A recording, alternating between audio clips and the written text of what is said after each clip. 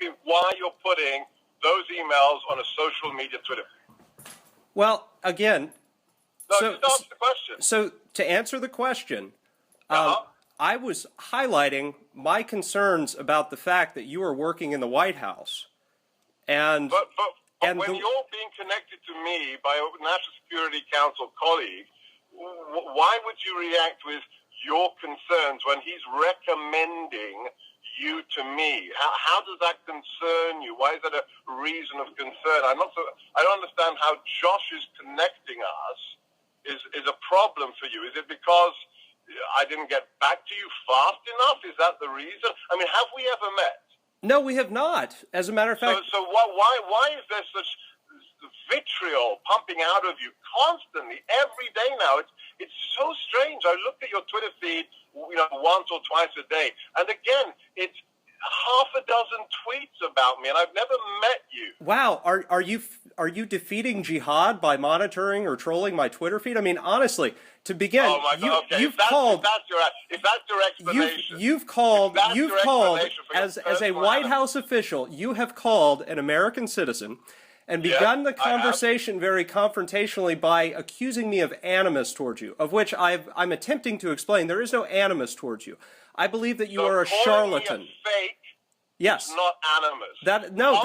That's not. I would submit to you. Tweets from your Twitter feed that are attacking my personal professional integrity is not animus. What is it? You trying to be friendly with me? No. As a matter of fact, that's not the case at all. As I would submit to you that a majority of terrorism experts who have experience working with policymakers, which you do not until now, would agree that you are not an expert of level sufficient to be working in the White House with the president's inner circle. That's one man's opinion. A man who has a 2-year-old TV clip into his Twitter feed and having to point out that he had an op-ed piece in the Wall Street Journal as your header. I mean, that's your qualifications. You don't have a TV hit from more than 2 years ago.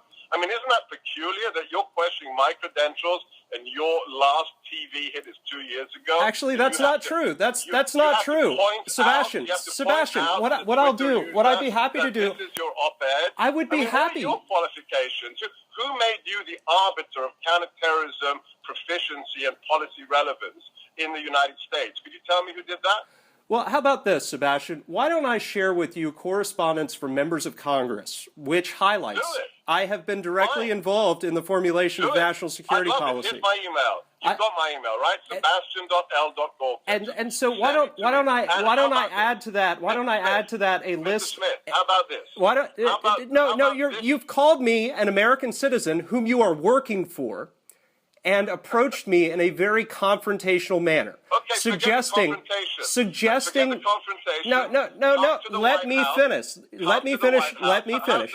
I invite you to the White House Thursday for a cup of coffee, and you can bring all your evidence about why you have problems with me, and we'll discuss it over a cup of coffee. How's that? How friendly an offer is that?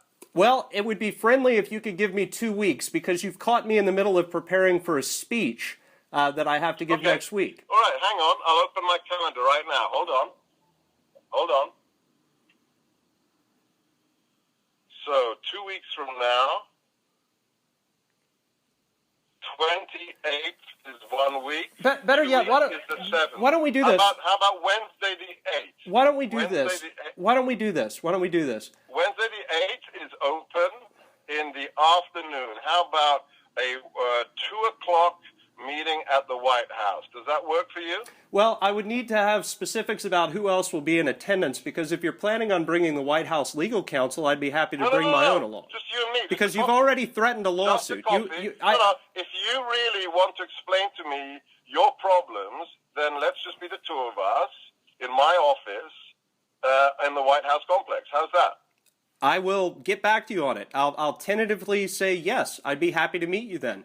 Meanwhile, I want to further address 2 things here. The tweet to which you're referring to that's pinned on my feed, I've done many appearances on Fox programs since then. That just happened to have been a program that I enjoyed very much participating in, so I left it pinned to my account. Secondly, the Wall Street Journal article that you're referring to, that is the banner image for my feed on Twitter, that's not an op-ed. They were covering my work. Forget about it. Let's just have this. No. You have approached this conversation in a most childish and obnoxious manner. Read your Twitter feeds. Read your Twitter feeds. Obnoxious. Read your Twitter feeds. Okay. I stand by everything on my Twitter feeds, and there's no way for you to change my opinion of that. To be completely frank with you about this, I find it most curious that a person of your manner, your demeanor, what you are exuding on this phone call is deemed stable enough to hold a TSSCI clearance and work in the White House. Don't let that worry you, okay? That's not your job. You don't work in government, and it's not your job to make those determinations. Oh no, but you know, Sebastian, if you knew anything about my background, if you knew anything about my background, it doesn't matter to me. It's not your job.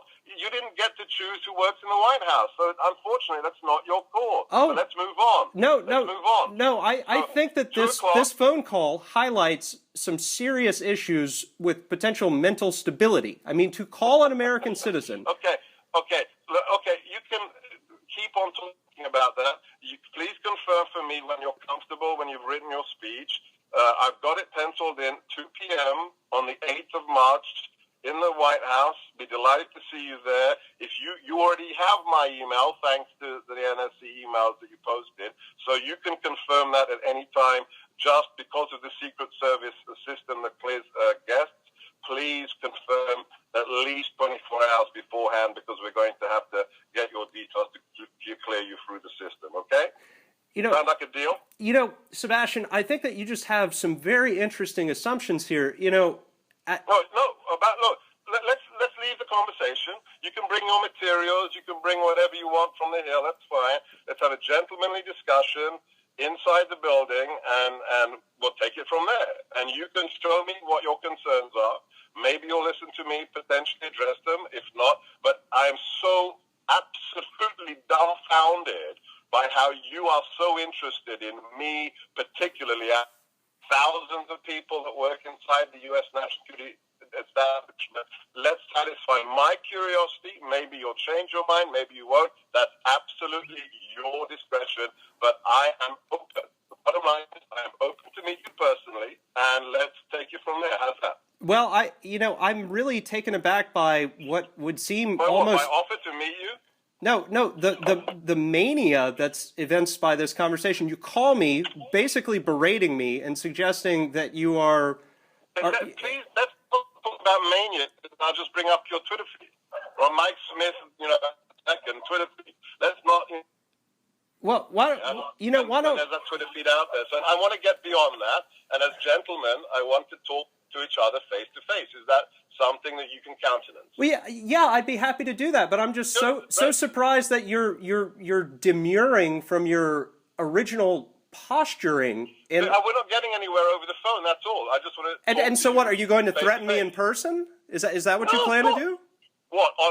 I'm going to invite you to meet with me at my workplace to threaten you. That's hardly a logical inference for you to make. Okay. So, I mean, I'm just curious. I'd just like to hear in first person what it is you have with me personally, face to face, because I think these issues can often be settled much better in person, not over social media, not over a phone line. That's how I like to operate. I presume that's reasonable to you. Well, it would seem reasonable had you not begun the conversation in the manner that... You have attacked me. Let me begin the conversation by saying I don't like it when people expend a lot of time attacking me, okay? That's not a peculiar statement to make. I haven't attacked you, so allow me to say, look, it's weird that you attack me incessantly, and I'd like to know why and perhaps convince you that it's not necessary. If that's not possible, if you wish to continue your attacks, then so be it. I am open to meeting with you. If you find that extreme, that's your decision, Mr. Smith. No, okay? I mean, you just, put yourself in my shoes. I mean, as somebody... No, put yourself in my shoes. I've never met you and I've never attacked you. And your Twitter feed is an incessant the rating of my professional acumen. Put yourself in my shoes, Mr. Smith. Have you done that? How would you like it if somebody you'd never met daily professionally attacks you? I don't think you'd like it. Sebastian, okay, so I'm giving you the benefit of the doubt to say, okay, you've got some reason to do this. Let's talk about it as reasonable men, face to face. This is the only offer I want to make to you as a person who has no understanding why you chose a stranger to attack on your Michael Smith the second Twitter feed. I really just would like to know why, face to face, man to man. If that is not a reasonable request, sure, then it's fine. Continue doing what you do. In fairness, and absolute fairness to you, let me just prepare you by saying that what you will hear is that I have very serious concerns about our national security. I get it. You said that. Okay, let's talk about it face to face and see if in some way or shape you can convince me or I can convince you, or whether we can just say, okay, enough said, you continue what I do, what you do, and I continue what I do. Look, if you don't want to meet in person, that's okay. But if you wish to stand up for your statements face to face in a reasonable, gentlemanly fashion, I think that's the decent thing to do. So, to what I was saying earlier, when I was saying put yourself in my shoes, what I was meaning with that statement was, you call me, accusing me of animus, accusing me of obsessing over you in some manic manner, and then you posture a lawsuit, and then you pivot in tone to suggest that we should meet in person. So this just seems very surprising to me. Okay, look, I wanted to ask you on the phone why you're doing what you're doing. I didn't get an answer that seemed to clarify. Because you did not allow me to answer. Let me finish. I didn't get any kind of simple answer that there's a hidden agenda. I somehow crossed you in the past or we'd met. Therefore, I said, look, before I do anything and show these materials to legal counsel, tell me why you're doing it. Then I thought, okay, well, this is pointless because you're just repeating the stuff you say on Twitter, so we're not going to get to any resolution there. So then I thought, wow, let's talk in person. Well, you wouldn't allow me to answer your questions. That's fine. You would not allow me to answer your questions. But I'm not going to listen to you berating my qualifications again, okay? I don't need that over a phone when you've done it daily for the last 3 weeks, okay? That's not going to convince me any more of an explanation as to why you're doing what you're doing. So, don't waste either of our times by just rehashing what you've already done on social media. Let's go to the next plane, which is a person-to-person meeting. Do you think, is that something you could countenance? Oh, sure, of course I could. Okay, good. Great. Well, I'd love to see you in the White House 2 weeks from now. You decide close to the date if it's something you can do. If you can, give me your details that we can use to get you into the building, and then we'll take it from there. Sound like a deal? It sounds like a deal. Great. But I'm just really taken aback by your assumptions about me and my credentials and my past work. We're not going to resolve this to anybody's satisfaction over the phone. I don't know you from Adam. That's why your attacks against me are hard to fathom. There are a lot of people you could say you don't think are qualified, okay? But why you chose me of all people to attack, that's what I don't understand. So let's try and get to a point face to face. Well, I mean, again, just to be honest. And get to a point face to face. Well, I mean, again, just to be honest with you, there is no work product that is available in the open source environment which you have, that is attributed to you, your work product, which highlights you are a subject matter expert with the Islamic State, Al-Qaeda, other Salafi jihadist elements comprising the global jihad movement. What are you talking about? What are you talking about? I wrote a 40-page report for the Boston Again, you're interrupting. I'm trying to finish to say you're saying stuff is fallacious. A subject matter expert of level sufficient to be advising a president of the United States. So being a paid Department of Justice expert on the Boston bombing trial doesn't meet that metric? I mean, you're not serious, are you? Yes, I am very serious. So the Boston bombing trial, one of the biggest terrorist prosecutions since 9/11, being an SME, subject matter expert for the DOJ, then I have no idea what your metrics are. Well, Sebastian, I mean, have you been a DOJ SME on a trial of that magnitude? Sebastian, people working in the business call it a SME. I am familiar with the jargon, and I'm so glad that you're versed in acronyms. But what I would submit to you is that it's almost hilarious that you would use that as justification to be working in the White House when that was a pretty slam dunk case. Okay. So, I mean, did they even have an expert witness on the stand at any point for anything that you would be providing expertise with? Yeah, they did. There were two of us. There was Matt Leavitt and myself. You were on the stand at one point.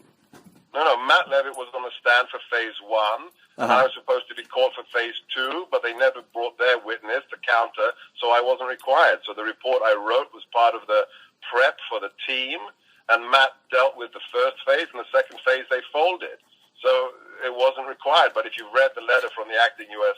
attorney for Boston, it's clear that my work contributed to the prosecution's case. So it's not a question of So let me get this straight. So oh my gosh, this is pointless. No, it's again, interesting. You're doing it. All you want to do is attack my credentials, not explain why it's me, okay? But this is a pointless. We're getting in a circle. Let's try and see if it's better in person. The offer stands. I'm truly, bottom of my heart, open to meeting you in person, face to face, and you can tell me everything that is the real reason or whatever you wish to unbear your soul with, and I'll listen to it. See, okay? you're continuing to be condescending and confrontational, and you began the conversation that way. By inviting you to talk to me? Well, I mean, in the White House? How's that confrontational? Things like bare your soul or whatever you just said. I mean, do you know Why is that confrontational? Do you know how condescending and ridiculous that sounds? Okay, forget it. Then what's the point of meeting, I guess? Well, no. I'm really trying to extend some kind of olive branch to have you come and talk to me in the White House. Would you like to do that? I tentatively accept your offer. Okay, I will have to get back to you. Let's stop the conversation here. The offer stands, okay? Get back to me when you feel ready. If the 8th works, great. If it doesn't, we'll reschedule. As I said, just give me 24 hours, and we'll take it from there. Well, and then before I commit to this, you don't have to commit now. We've penciled something in.